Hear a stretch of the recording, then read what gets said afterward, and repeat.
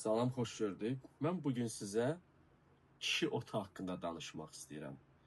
Yağı otu Azərbaycanca, türklər yak otu deyirlər.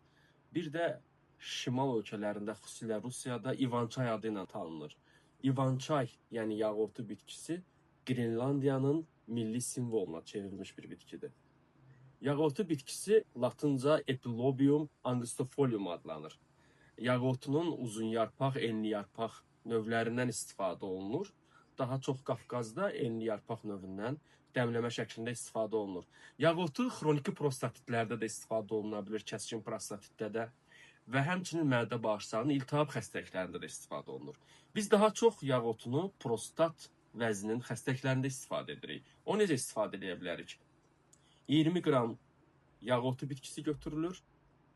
300 qram qaynar suda dəmlənilir, 100 qram gündə 3 dəfə yeməkdən sonra daxilə qəbul edilir və 3 həftə istifadə etmək kifayət edir. İldə 4-5 kurs götürmək olar. Başqa bir üsulunu da qeyd edəcəm.